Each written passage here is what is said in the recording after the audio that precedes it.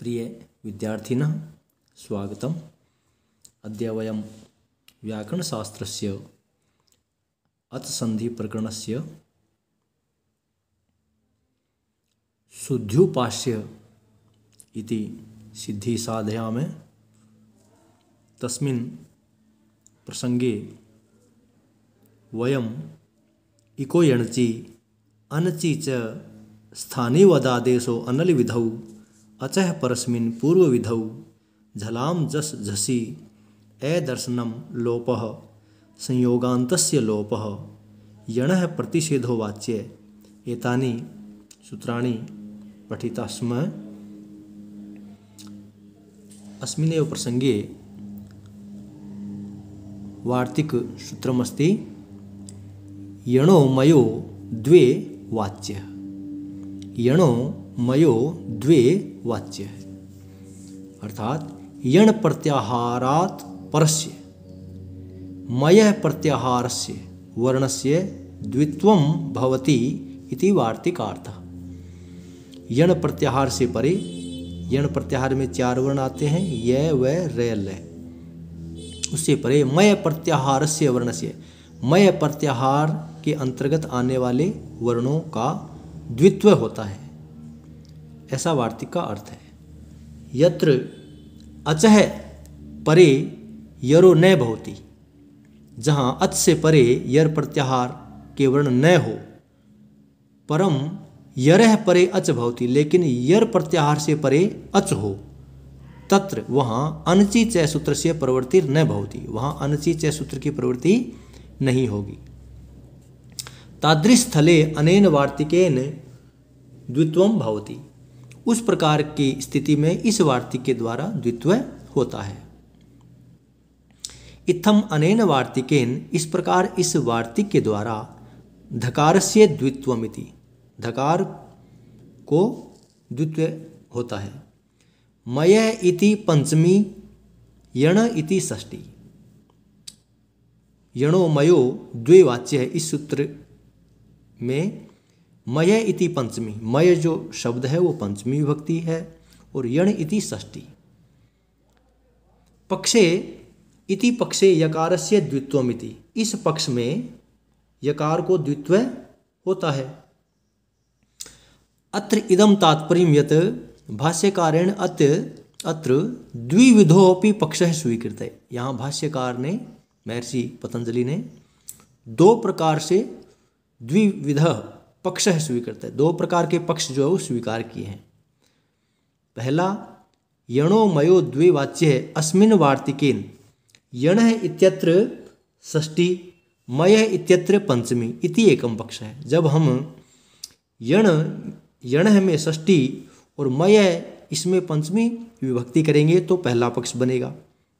अस्मिन् पक्षे, इस पक्ष में यण प्रत्याहारात् परस्य मयस्य द्वित्वं भवति, इस पक्ष में यण प्रत्याहार से परे मय को द्वित्व होता है। अथ च मय इत्यत्र पंचमी यण इति षष्ठी इति द्वितीय पक्ष है। ये दूसरा पक्ष है जिसमें मय शब्द में पंचमी विभक्ति और यण इसमें षष्ठी विभक्ति अगर करते हैं तो यह द्वितीय पक्ष बनता है।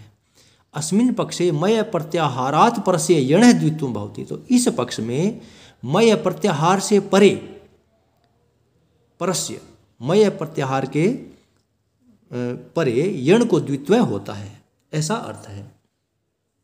द्वितीयम पक्षम आदाय, अब दूसरे पक्ष को लेकर के, अर्थात मय प्रत्याहार से परे यण को द्वित्व, इस पक्ष को लेकर के सु द ध य उपास्य इत्यत्र मय प्रत्याहारे पठित वर्ण धकारः, धकार है, ततः परस्य धकारस्य द्वित्वम्, यहाँ ध को क्या होता है, द्वित्व होता है। इत्थम धकारस्य च द्वित्व विकल्पात् चत्वारि रूपाणि, इस प्रकार ध के द्वित्व होने से चार रूप शुद्ध्युपास्य के बनेंगे। तथा ही जैसे एक धम एक यम, एक धकार और एक यकार का प्रथम रूप है शुद्ध्युपास्य, इसमें एक ध है और एक य है। दूसरा द्विधम द्वियम, जिसमें दो ध हो और दो ही य हो, वो दूसरा रूप है शुद्ध्युपास्य, इसमें धय को द्वित्व होकर के दय हो गया, तो 2 धय है और 2 ही यह है।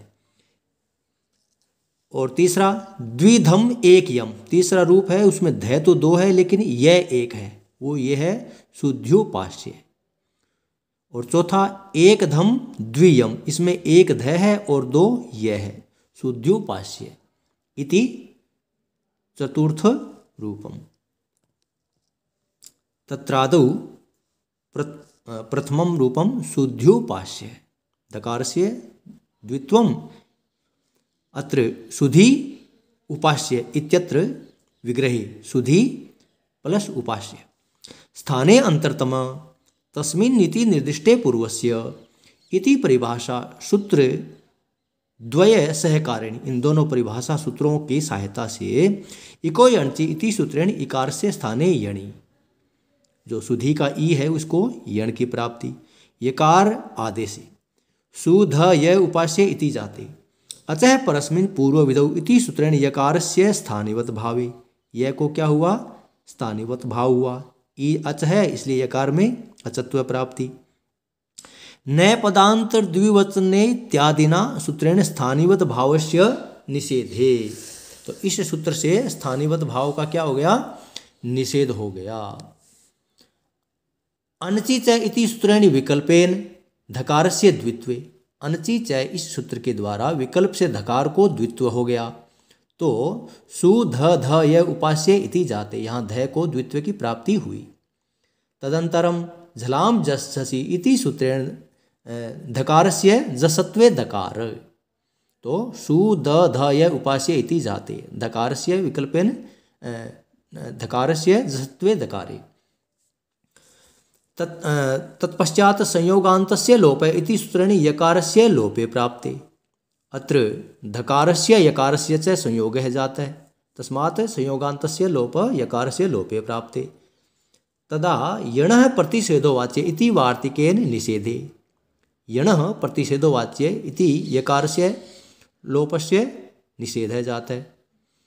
शुद्ध्योपास्य इति रूपम सिद्धम, अत्र धकारस्य द्वित्वात् शुद्ध्योपास्येति, धकारस्य द्वित्व भाव पक्षे यदा धकारस्य द्वित्व न जातः तदा शुद्ध्योपास्येति रूपम द्वितीयं सिद्धं भवति। यणो मयो द्वे वाच्ये इति वार्तिकेन विकल्पेन यकारस्यापि द्वित्वे, अनेन सूत्रेण विकल्प से यकार का भी द्वित्व होने पर शुद्ध्योपास्य इति तृतीय रूपम। अनंतरम शुद्ध्योपास्य इति रूपम द्वयमपि सिद्ध्यति। धन्यवादः।